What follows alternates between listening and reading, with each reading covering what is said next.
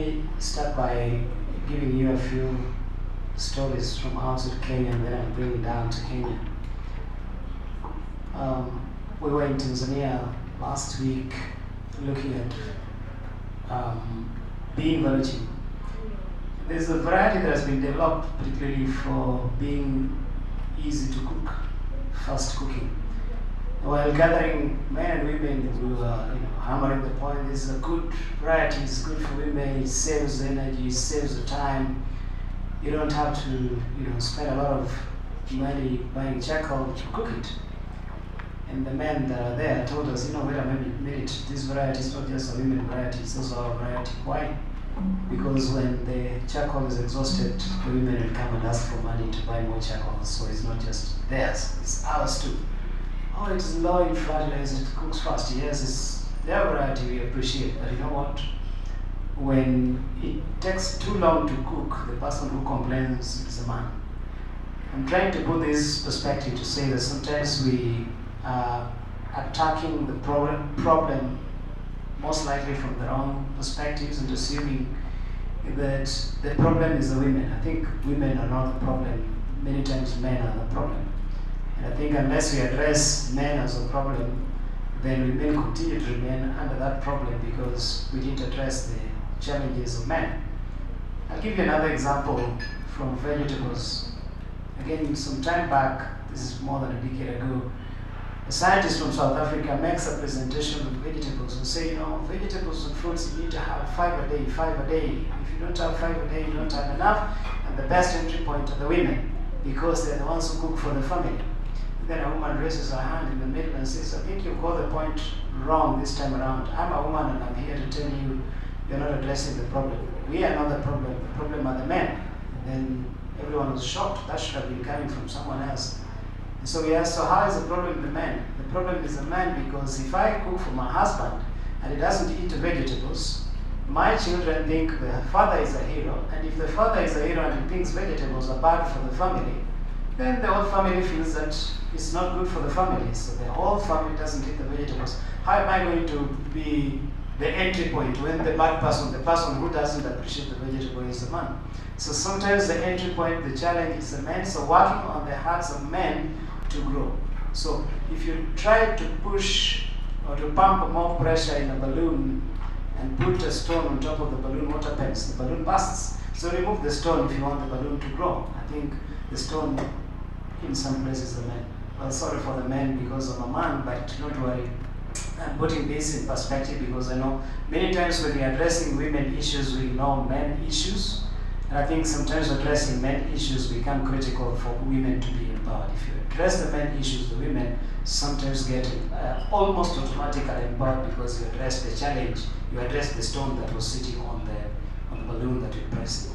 Now in terms of technology access, the challenge has been for many years that there are crops that we are, again I talk back to the crops we address as men crops and women crops, legumes mostly being assumed to be women crops.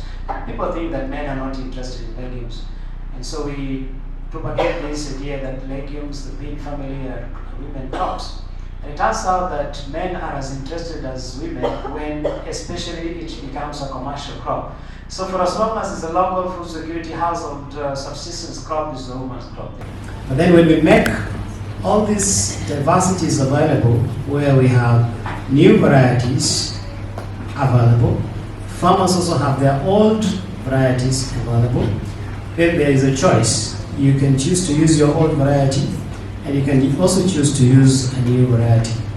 Many times, new varieties are developed for particular purposes. They're supposed to be either resistant to a particular disease or resilient to drought or early maturity, and I think I mentioned something like fast cooking, sometimes with some tastes and preferences that are addressed. The bulk of it are about agronomic practices around pest and disease resistance and around drought and perhaps heat tolerance. And that takes the productivity higher than the traditional varieties. Opportunity starts with equal opportunity when the end use is subsistence. The moment the end use changes to commercial and money earning, sometimes interests begin to change, and sometimes men begin to come in and start to edge women around and say, here is where we want to have many. Somebody mentioned earlier, I think the second speaker, about farm gate. Value chain begins after the farm gate. And the bulk of what the women earn is at farm gate. But then I was talking to one of our founders recently, and he made a statement that I usually like repeating. He says the best way to make a very small fortune is to make a very big fortune and then invest it in agriculture. And I was like, what did you say? Make a big fortune, invest in agriculture is the best way to make a small fortune. Yes, because the people who make a big fortune in agriculture are not the farmers. It is the people who operate after the farm gate. So the farm gate prices are normally very low. But then the intervening actions after the farm gate, the prices go skyrocketing.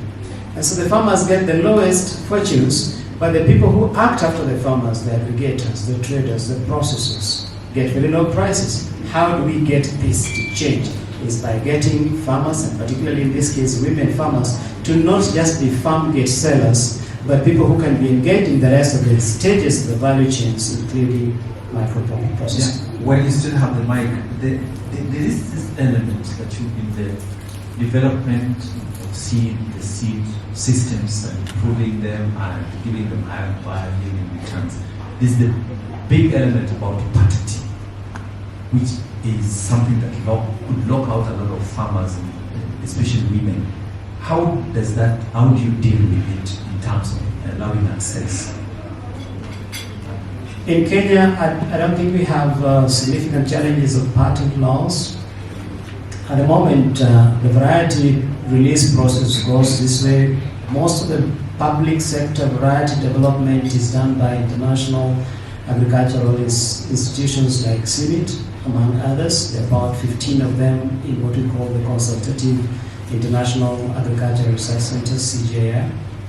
And then they work with national programs like CALRO, in this particular case I could pick for Kenya. The person who registers the variety is not the international institution.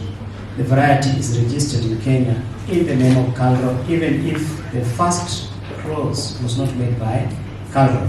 The registration is made by CALRO, the ownership is in CALRO. The next step CALRO does is work with value chain actors to create awareness of this new variety and make it available. The point at which the only person who earns money out of this is CALRO is when it is licensed to a private seed company. To seek help from offices that when they face challenges. So it's not just the older women who are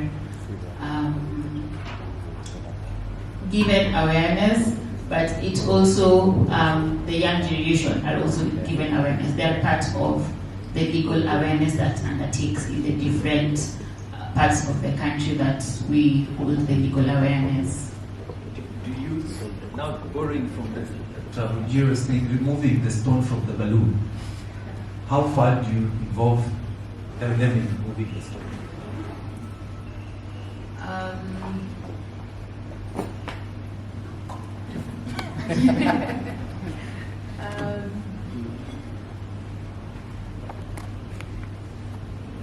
get back to the question. The stone was supposed to be the man. Yes. Putting pressure on the balloon in the woman. Yes. In your awareness programs and other action plans, do you have programs that specifically target removing the stone from the balloon? So we try and involve both parties, and sometimes men become allies in this journey. So we can't completely remove the men from the conversation because they need to be aware of this, what is happening. For example, where they say daughters cannot inherit from their father.